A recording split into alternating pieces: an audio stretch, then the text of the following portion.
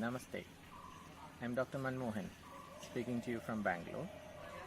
I'm right now at Ayurvedagram, which has been home to me for the last 13 years. Ayurvedagram, as you know, is the foremost wellness center offering traditional Panchakarma. And as you can have a look around, this is the place where I would like all of you to be in at some point of time. Those who have been in here already could use these views to have fond memories or recollect those memories which you had over here.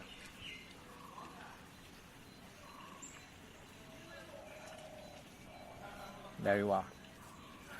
I decided to come to you at this point of time because we are going through a serious crisis, something which we have never experienced in our life before.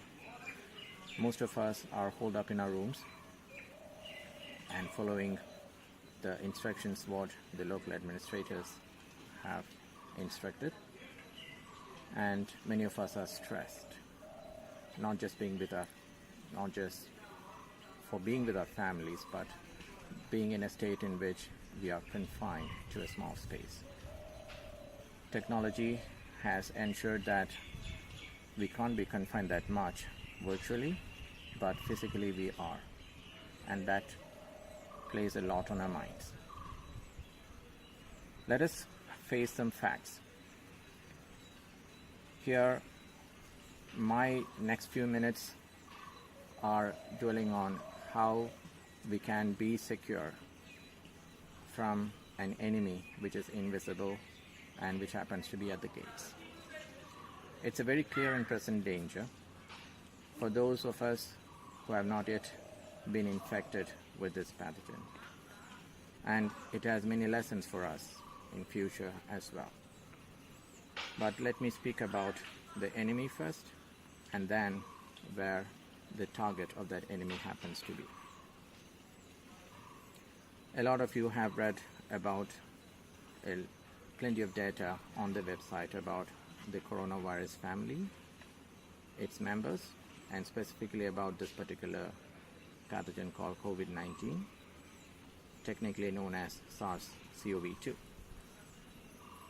It is nothing but a protein molecule with a fat covering, which can disintegrate with a certain amount of pH value. That's why disinfectants with alcohol content about 55 to 60% should be used, or soaps could be used, because it's fairly sticky to any surface. It can remain in any surface for quite a long period of time, including clothes, metals, etc. And it has an ability to mutate, as with any virus, to get into a healthy cell, multiply, and then infect that cell, damaging it. So much for that pathogen. Humble in its size, but definitely fatal. Now let's look at the target. The target happens to be our lungs. Two reddish pink beautiful organs placed on either side of the chest, which when spread out on a thin layer can occupy a full-size tennis court, capable of infusing about 6.1 liters of air into our body, not into our body, into the organs itself in a minute, and doing a lot of functions, including clearance of waste from the body. In fact, it is the third largest cleaner of or eliminator of waste and toxins from the system. Of the air that we breathe, only 21% consists of oxygen. And of those 21% that we inhale, we need only 5%. How much capable are our lungs in using its space to take in that 5% and supply to the rest of the body? That matters, because especially at this juncture, when we have an enemy waiting to infect that one particular place and damage it. So let's look at the factors which we need to be cautious about. Let me divide for you to easily understand onto certain aspects which I would codify into 4, and we can go through that in detail and to see how much important it is for us to make sure that all these 4 are in place. I would classify that into, Ayurvedically speaking, Deha Shuddhi, or the cleanliness of the body; Parisara Shuddhi, cleanliness of the environment or our immediate surroundings; Deha Sugam, or the health of our physiology or the physical health; and Mano Sugam, the happiness of the mind, the happiness of the body and happiness of the mind. Let's take the first one, Deha Shuddhi. And with reference to this particular virus, this particular disease, cleanliness matters. Cleanliness specifically of our hands. That is where the importance of frequently washing the hands matters. We do not know where we happen to touch. We do not know where this pathogen happens to be sticking for so many hours or days. So cleaning of our hands is of utmost importance to ensure that it doesn't get into the main ports of entry to the lungs, which happens to be the nostrils, the mouth, and our eyes. Maintaining social distance is one other important factor in terms of body care. Generally, it is mentioned that we need to be a meter apart or 2 meters apart from the next person, so that we could minimize the chances of any exposure to any droplets that is being breathed out or exhaled out. Because one of the realities is that anyone who is infected need not start coughing or sneezing. An infected person can be asymptomatic. So we do not know who proximal to us is a carrier of this pathogen. So maintaining social distance is important. So first, we said washing of our hands. Number 2, maintaining the social distance. And 3, to ensure that you have a bath twice daily. A bath is important as a dinacharya in Ayurveda. Snanam. Preferably 2 times daily, because one in the morning and another in the evening. Of these 2, you can choose one of them to succeed a gentle abhyangam or a gentle massage with a suitable oil. It can be organic sesame oil or organic coconut oil. Have a gentle rubbing of your body with this oil, and then half an hour later you can have a lukewarm shower. The washing of the skin, which is the primary protector of all microbes into the body, is important, twice daily preferably. Wearing of a mask is debatable, but I would always suggest when we are outside the confinements of our homes, we need to wear one. Primarily, it ensures that the ports of entry, 2 of the 3 ports of entry, is secure, at least to some extent. Of course, when we are wearing a glass, it also helps in our conjunctiva not attracting any of these pathogens. But one of the main reasons why I advocate using a mask is that it will make us always aware that whenever our hands move to the face, there is something over there which denies the permission to keep it more proximal to the nose or to the mouth. And thirdly, it always creates an awareness around us and those around us that these are not normal times. There is something abnormal around which we need to be wary of. So I always advocate using of a mask when we are outdoors. That much for body care. Number 2, care for our surroundings. Of course, we may not be going out playing or going even downstairs from our apartments to the compound, but still we need to be wary about the environment within our house. How often does the garbage collector come to dispose of the waste generated from the food that we eat? It varies from country to country, from locality to locality. Definitely we are eating, and definitely preparing food generates waste, and that waste needs to be disposed appropriately. If there is an accumulation of waste, even for a few hours, when it starts decomposing, it generates microbes. How healthy that air within our room is, that matters. I would definitely suggest not to be in an air-conditioned setup in which microbes thrive. If you have big windows, spread out the curtains and allow the fresh air to waft in. Let there be enough cross ventilation. Let us use essential oils in diffusers so that their aroma spreads around. Essential oils can be tea tree oil, lemongrass oil, eucalyptus oil, citronella. You have many. So use one of them to use in a diffuser so that the smoke emanating from it can be taken around through each rooms. Do it 3-4 times a daily. That will help ensure that the air that we breathe in is secure enough from these pathogens.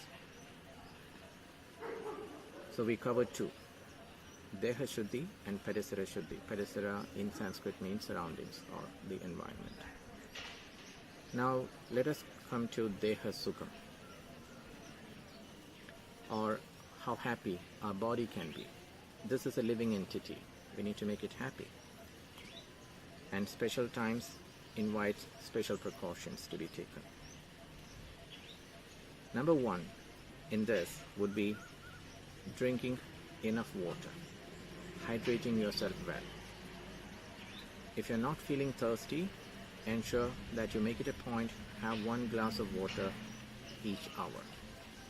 And if you're feeling thirsty, which you can easily gauge by running your tongue around your lips, or if you feel the tendency of a dryness in the roof of your mouth, always reach out for that glass of water and have it.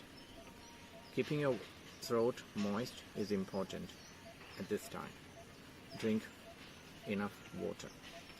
Number two, gargling with saline. Saline gargling in this specific condition helps a lot. It clears the tonsils as well as the throat of probable pathogens or microbes infesting there, and you know that the mouth is an area where there's a lot of bacteria otherwise. Do with this 3 to 4 times a day, and I hope all of you know how to prepare saline. You have a glass of warm water, add half a teaspoon of common salt into it, stir it well, and use that to gargle. Having steam inhalation either with tulsi leaves, holy basil leaves, or eucalyptus leaves, that also helps. And if you can, always ensure that to do it at least twice daily. Inhale through the mouth, close your mouth, and exhale through the nose. That's the way inhalation has to be done. Number three, make sure that you don't have anything refrigerated, given a choice. Always have food and liquids that are warm to lukewarm. Never have them cold or refrigerated, freezing cold. Even if you have a tendency to, this is a time to kick the habit. Make sure that you have everything warm. Even if it's fruits, make sure that it is kept outside, well thawed, and once it's room temperature, you can have it. So having enough water, ensuring that you are having saline gargling, steam inhalation, and avoiding refrigerated food. Number four, refrigerated food and drinks. Number four comes food itself. Have plenty of fruit juices. Have mostly vegetables that are cooked. You can have salads, of course, but if it is blanched, it is better. Have plenty of soups, and when you make soup of any kind, make sure that you have a generous sprinkling of black pepper powder over it. Black pepper powder is found to be very capable of keeping up a good metabolic rate. In Ayurveda, we speak about Agni, the digestive fire, the Jataragni, and that can be optimized if you are using appropriate amount of black pepper. So soups, fruit juices, vegetables, preferably cooked, and if you do want to have items made of rice or wheat, ensure that you have that during lunchtime. Let dinner be light. Dinner always has to be light, taken early and with cooked food. So generous amount of soups with black pepper powder being sprinkled on it. Make sure that you're having a lot of vegetables.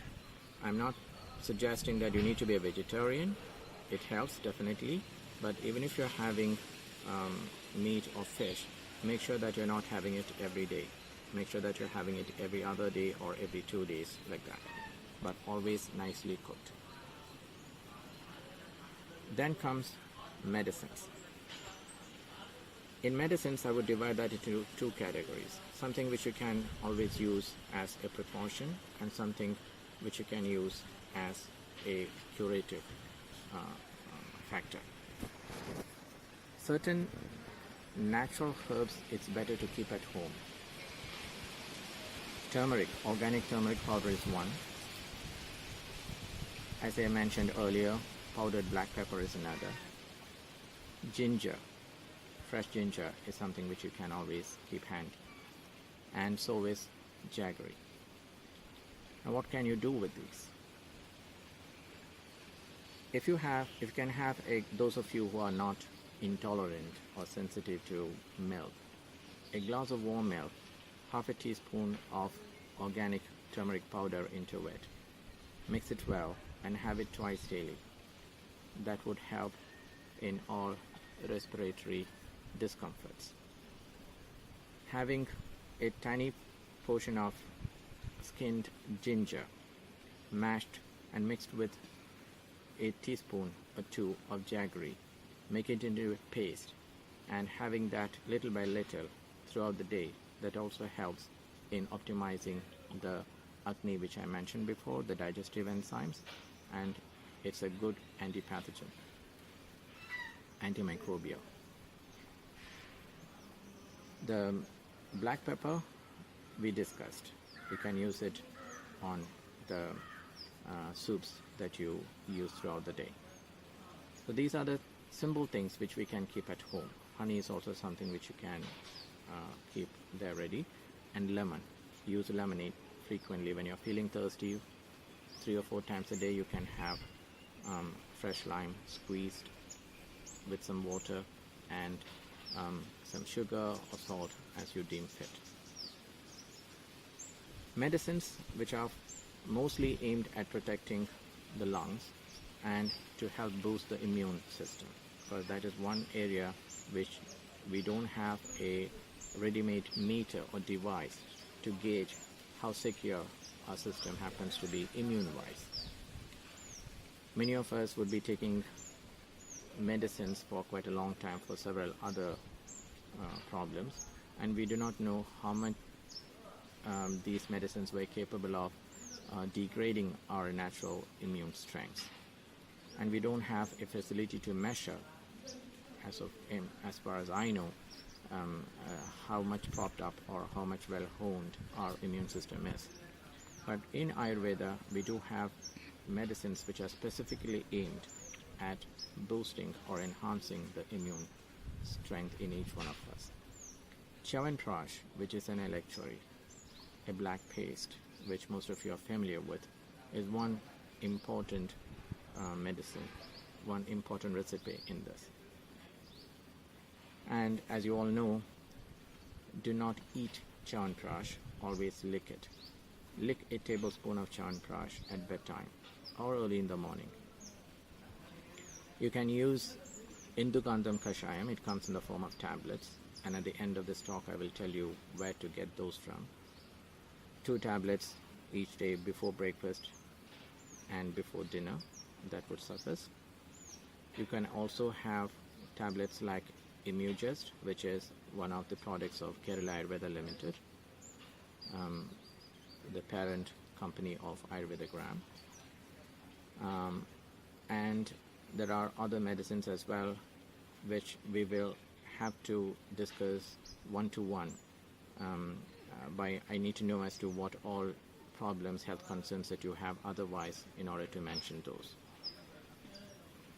So in terms of medicines, certain herbs which you can keep at home ready, we discussed that, and certain medicines which you can have otherwise, even in a convalescent stage of any illnesses, even while going through, assume that one of us gets infected with the COVID-19, and if your immune system is capable of dealing with it for the first 7 days to 8 days, we can use these as support mechanisms along with the other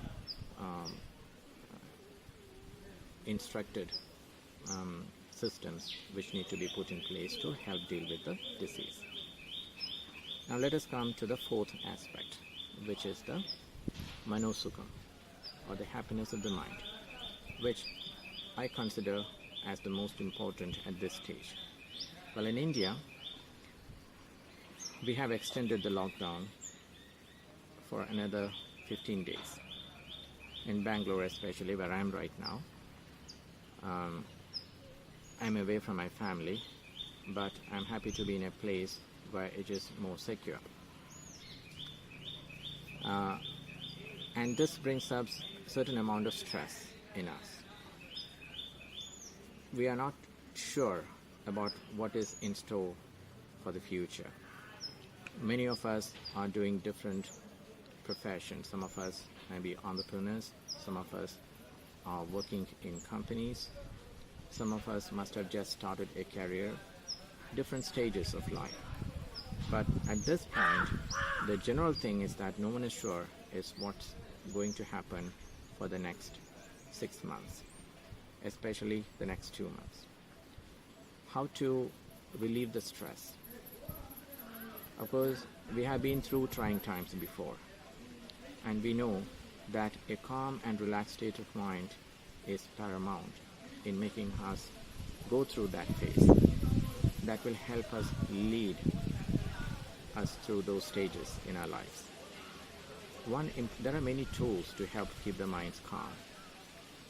Tai Chi, Qigong, Pilates, and among those, I would consider yoga as a very important tool. I'm not sure how many of you do practice yoga and its different aspects like asanas, pranayama, and dhyana, but specifically pranayama is something which you need to learn to do it correctly in order to make sure that the vital capacity of the lung is to its optimum. I would always advise you to take some time off on a daily basis to listen to one of my teachers whom I respect a lot and who teach it beautifully.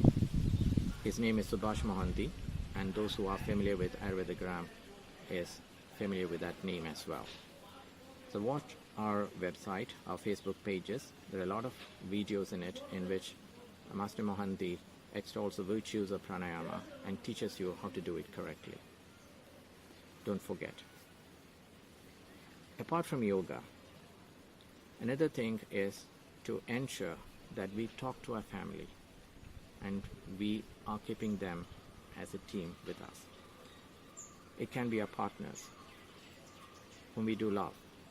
It can be our children. It can be our pets. These are all beings in which, living entities in which we cohabitate. Make sure that you enjoy quality time with them. You need not be always on Netflix or on Amazon Prime. You can spend some quality time talking to them, discussing about the future, not to be worried about it, but how can we handle it together? Because one single thing which I believe all of us have learned from this situation is that we need to be grateful to what we have. We have been taking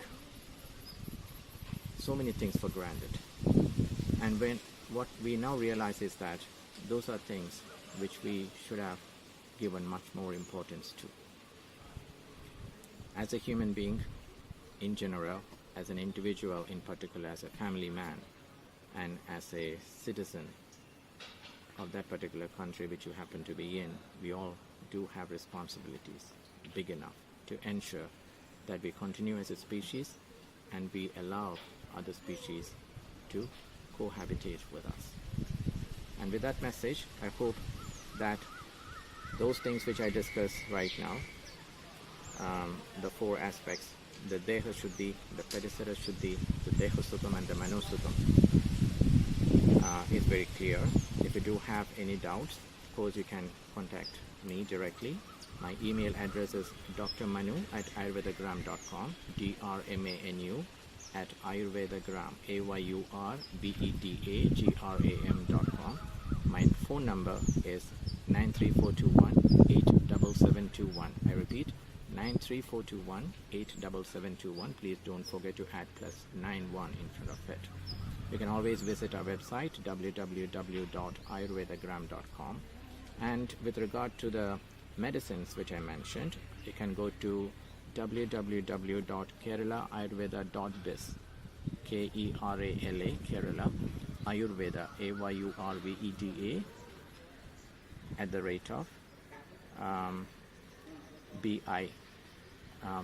keralaayurveda.biz, keralaayurveda.biz. There is an online purchase platform over there. You can go to. Those of you who are in Canada as well as in the US can log on to www.keralaayurveda.stores.